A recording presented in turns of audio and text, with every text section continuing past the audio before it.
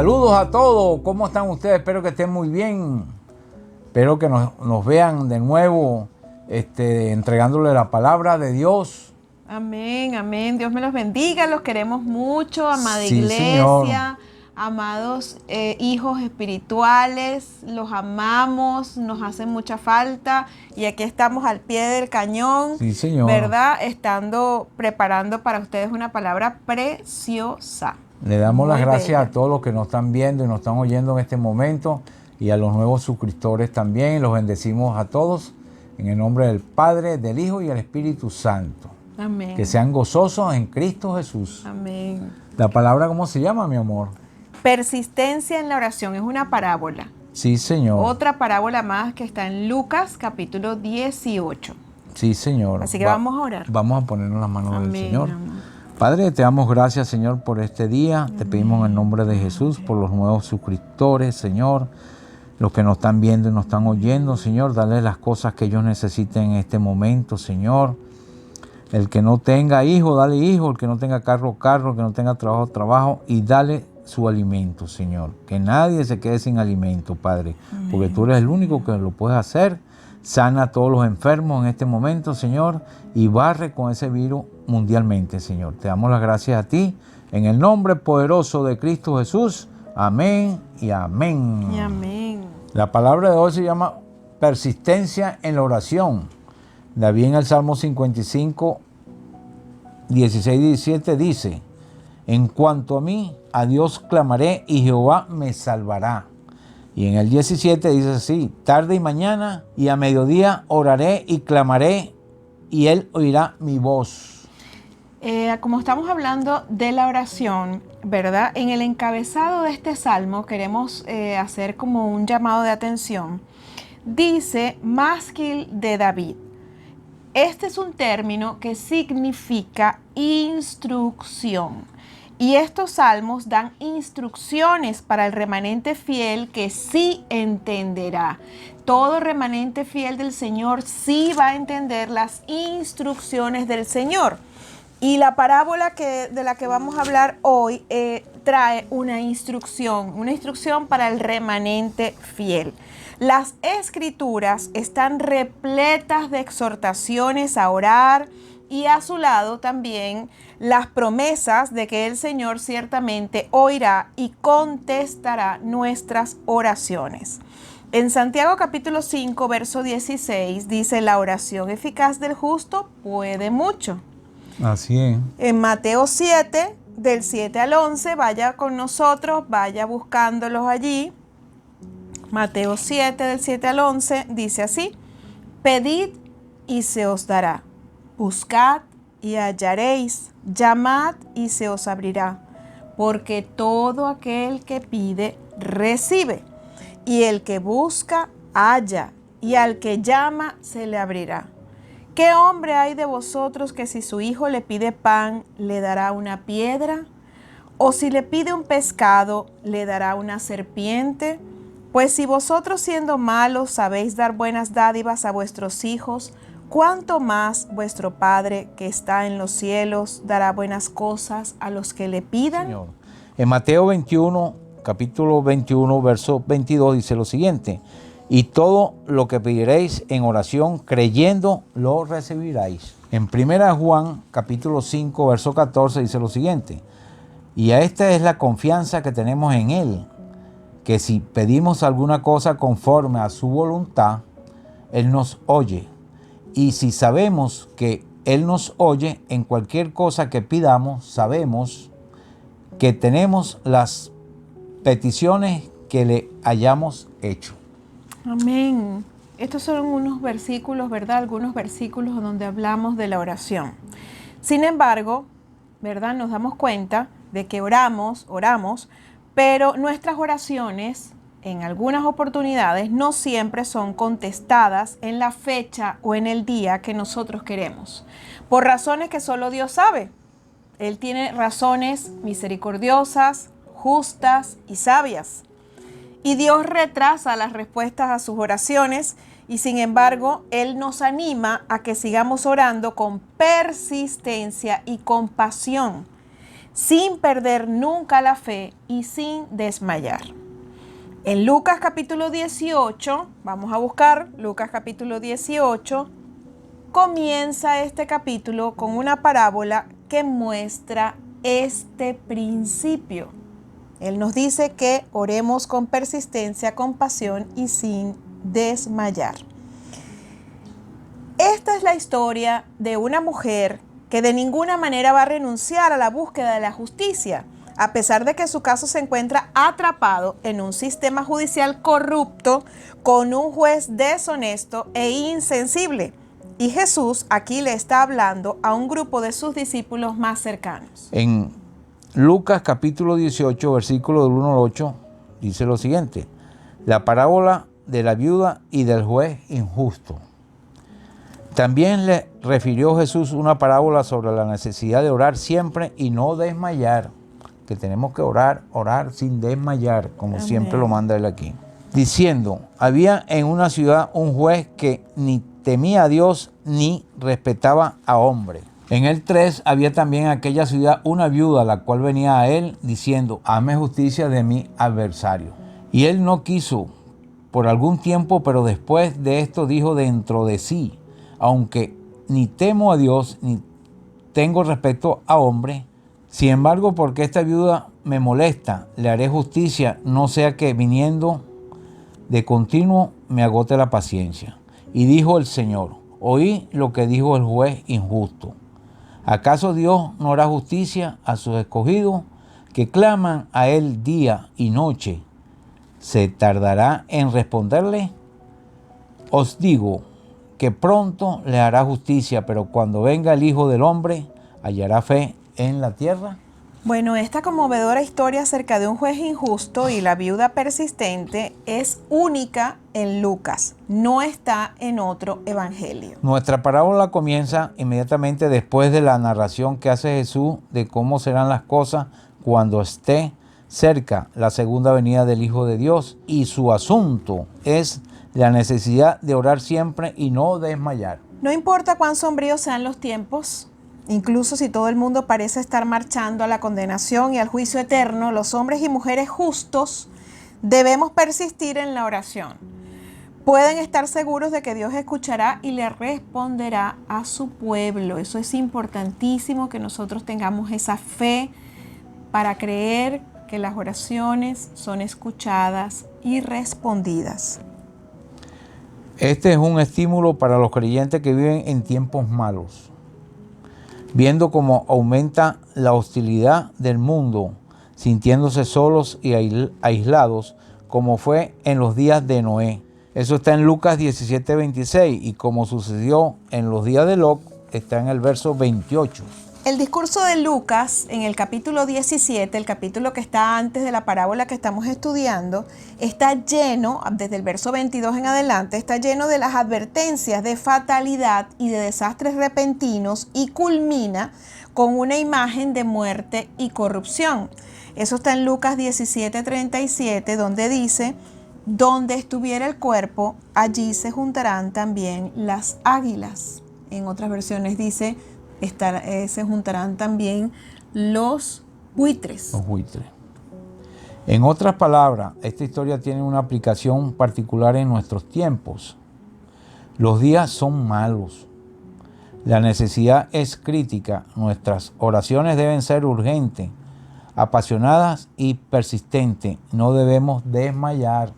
Mire, lo vuelvo a repetir aquí. Jesús describe esta historia con elementos que serían muy comunes para una persona en el Israel del primer siglo. Jesús comienza la historia en una ciudad, eso está en Lucas 18:2, sin nombrarla. No era necesario nombrarla. Las viudas y los jueces corruptos eran personajes conocidos en toda la cultura de la época. La justicia era difícil de conseguir. Sí, era difícil de conseguir. Como está ahorita. Idéntico.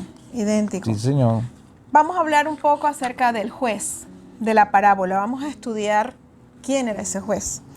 Los jueces que habían en la época eran, en primer lugar, el Gran Sanedrín, que estaba formado por 71 jueces, todos religiosos, expertos en la ley y en las escrituras, y a menudo eran injustos y opresivos. Recordemos que era el gran Sanedrín el que llevó a cabo la conspiración de la crucifixión de Jesús. En segundo lugar, tenemos que había otro grupo de jueces llamado el Sanedrín Menor. Ese estaba formado por 23 jueces en cada una de las ciudades más grandes de Israel. Otro nivel de tribunales religiosos eran estos. Eran propensos a emitir juicios apresurados y severos. Eran muy legalistas y apegados a las normas humanas, y estos jueces, por haber ascendido a esos lugares de jerarquía rabínica politizada, a menudo se volvían corruptos. Y en tercer lugar, además de todos estos jueces, Roma había nombrado magistrados locales, jueces locales, autoridades municipales que juzgaban los casos penales y atendían los intereses del César. Eran lo peor de lo peor, carentes de moral, sin escrúpulos, se les pagaba grandes salarios del tesoro del templo y ellos eran incrédulos. ¿Qué les parece? Ni siquiera Correcto. eran religiosos ni nada de y cobraban eso, del templo de los judíos. Jesús describe en la parábola a uno de estos jueces nombrado por los romanos, porque ni temía a Dios ni respetaba a hombre. En Lucas 18:2 está eso. Era completamente indiferente a las necesidades humanas, a las causas justas. No tenía compasión. Era plenamente consciente de lo malvada que era su personalidad. Reconoció sin rodeo quién era.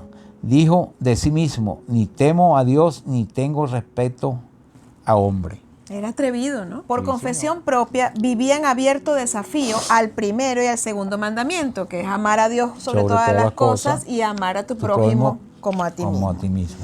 Jesús mismo se refirió a él como el juez injusto. Jesús mismo lo dijo en Lucas capítulo 18, verso 6. Este hombre era un descarado, no tenía honor ni vergüenza, cosas que eran sumamente importantes en el Oriente Medio, en donde se desarrolla la parábola. No obstante, esta parábola nos enseña una lección positiva acerca de Dios y cómo Él contesta nuestras oraciones. Jesús usó las acciones de una persona malvada para mostrar algo puro y recto. Sí, Señor. Hablando de la mujer, el único otro personaje es una viuda pobre, víctima de algunas injusticias, cuyo único recurso era buscar resarcimiento ante los tribunales. Al parecer estaba sola y desamparada. En esa cultura, los tribunales, estos que les acabo de describir, pertenecían exclusivamente a los hombres. En primer lugar, ninguna mujer habría apelado a un juez si había un hombre en su vida. A ella no solo se le habría muerto su marido, pareciera que no tenía ni hermano, ni cuñado, ni padre, ni hijo, ni primo, ni sobrino, ni pariente masculino, aunque fuera lejano. Esta viuda representa a los que son extremadamente pobres, indefensos, impotentes, carentes, humildes, desconocidos, sin amor, desesperados y sin cuidados. Jesús desarrolló esta ilustración en torno a una viuda porque, según la ley, su caso debería ser tratado. Dios mismo ordenó en la ley de Moisés. En Éxodo 22 al 24, que es parte de la ley de Moisés, dice así: a ninguna viuda ni huérfano afligiréis, porque si tú llegas a afligirles y ellos clamaren a mí, ciertamente oiré yo su clamor, y mi furor se encenderá y os mataré a espada, y vuestras mujeres serán viudas y huérfanos vuestros hijos. Y en Isaías capítulo 1, verso 17, hace eco de esta ley de Moisés. Dice: aprended a hacer el bien, buscad el juicio, restituid al agraviado, haced justicia al huérfano y amparad a la viuda. Sí, Señor, hay que cuidar lo que es las viudas y los huérfanos. Amén. Como dice la palabra de Dios. O sea que Jesús estaba colocando el ejemplo de la viuda porque él sabía que era una ley respetada, Claro. incluso por los romanos. Sí, Señor. La ley estaba llena de disposiciones especiales para las viudas y las autoridades legales tenían el deber particular de que fueran satisfechas sus necesidades. Sí, esta viuda tenía un caso legal, ya que suplicaba justicia y era incansable. Ella volvía una y otra vez, reclamando, hazme justicia de mi adversario. Y su desesperación indica que le habían quitado todo y que ya no tenía nada que perder. Sí, señor. La respuesta inicial del juez fue fría. Se negó a atenderla, desestimó su caso, le pareció insignificante, no tuvo ninguna consideración con ella. En Lucas 18:4 está: esto continuó por algún tiempo y de repente el juez tuvo un cambio en su corazón, no porque se arrepintiera, sino porque se cansó de escuchar sus súplicas. En Lucas capítulo 18, versos del 4 al 5, refiere que el juez hablaba consigo mismo y dijo: aunque ni temo a Dios, ni tengo respeto a hombres, sin embargo, porque esta viuda me es molesta, le haré justicia, no sea que viniendo de continuo me agote la paciencia. Él sabía que era un miserable y lo admite, pero la viuda lo estaba irritando. Él la iba a silenciar, concediéndole su petición. Así que decidió hacer eso, solo para que ella no siguiera viniendo una y otra vez. Parafraseando, el juez pensaba: ella va a seguir viniendo para siempre y me agotará la paciencia.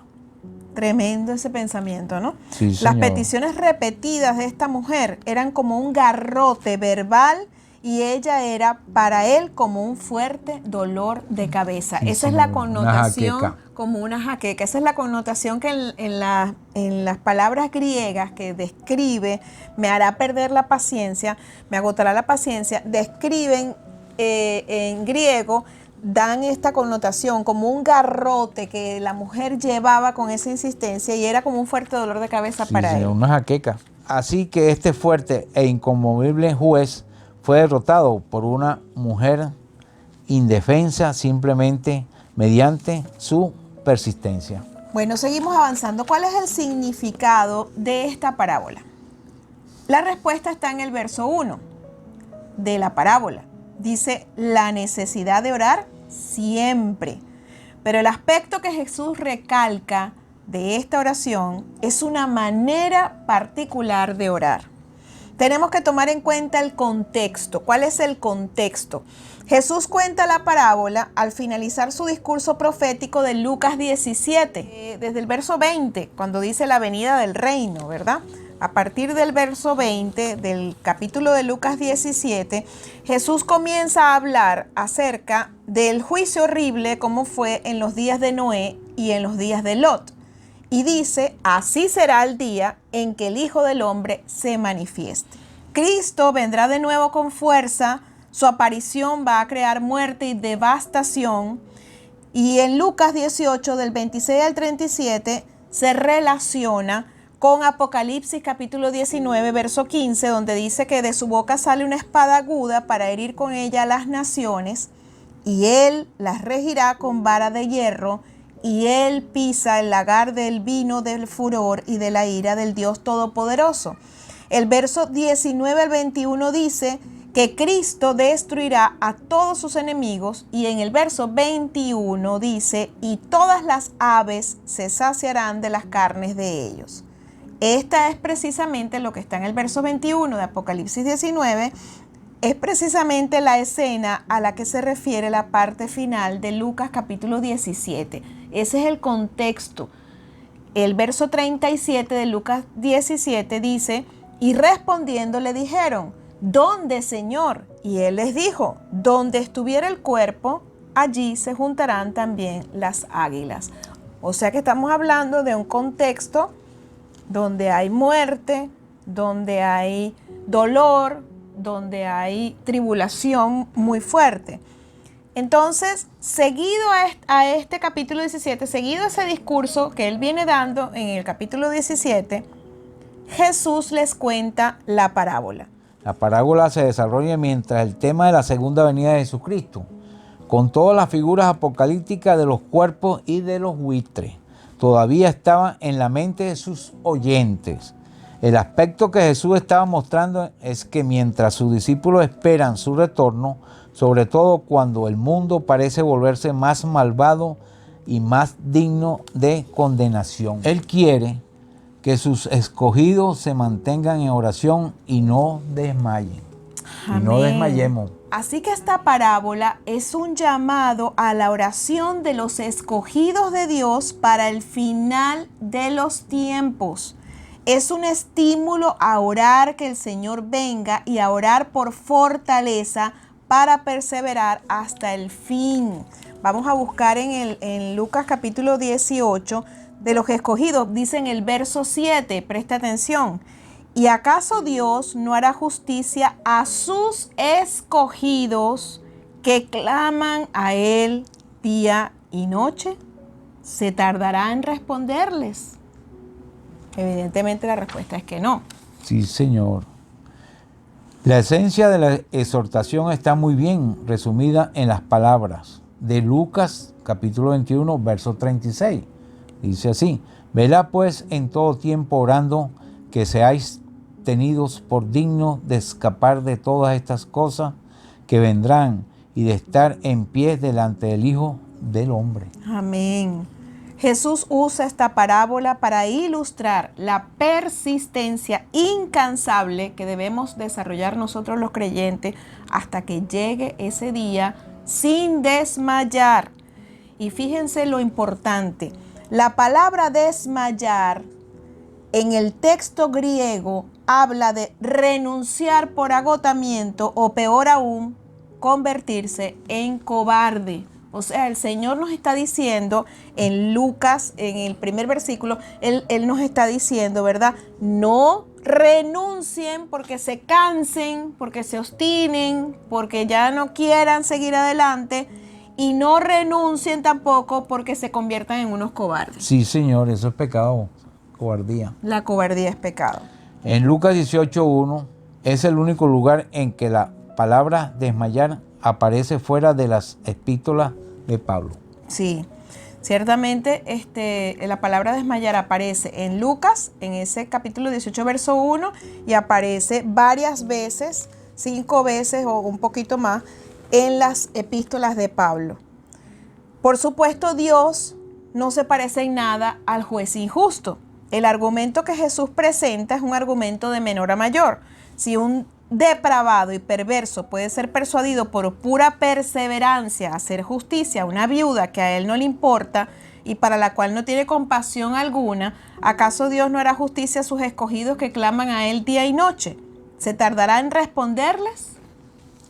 En Lucas 18:8 dice así: os digo que pronto le hará justicia, pero cuando venga el Hijo del Hombre, ¿hallará fe en la tierra? Esta es la prueba de que la parábola del juez injusto se refiere a la segunda venida. Nos impulsa a orar fiel y persistentemente. Por ese día, la parábola es un estímulo a mantenernos firmes y seguir orando. Amén. Fíjense, se dieron cuenta que en Lucas capítulo 18, verso 8, dice cuando venga el Hijo del Hombre. O sea que esa es la prueba realmente final, como lo acabas de decir. La viuda en esta parábola representa a los verdaderos cristianos, a los escogidos. En cierta manera, hasta que Cristo vuelva, estamos en una gran necesidad de Él. Somos los pobres en espíritu de los que habla Mateo capítulo 5, verso 3 en las bienaventuranzas, en el Sermón del Monte. Y nosotros, los verdaderos cristianos, el remanente escogido y fiel del Señor, vivimos con ansias, suplicando la justicia de Dios aquí en la tierra. Es imposible vivir la vida cristiana con fidelidad a menos que sea a la luz de la segunda venida. Conocer el final de la historia nos da confianza y estabilidad. Amén. En Santiago, vamos a buscar Santiago, capítulo 5, versos 7 y 8. Dice así: por tanto, hermanos, tened paciencia hasta la venida del Señor. Mirad cómo el labrador espera el precioso fruto de la tierra, aguardando con paciencia hasta que reciba la lluvia temprana y la tardía. Tened también vosotros paciencia y afirmad vuestros corazones, porque la venida del Señor se acerca.